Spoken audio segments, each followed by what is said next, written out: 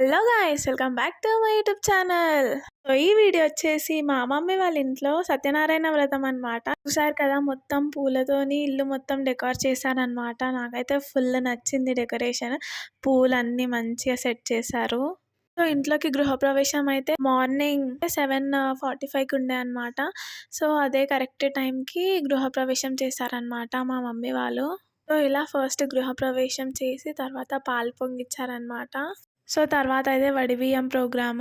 మా అమ్మమ్మ, మా అత్త వాళ్ళు, మా పిన్ని, మా నాని అందరు కలిసి వడిబియ్యం పోసారనమాట మా మమ్మీ ఇంకా మా నాన్నకి.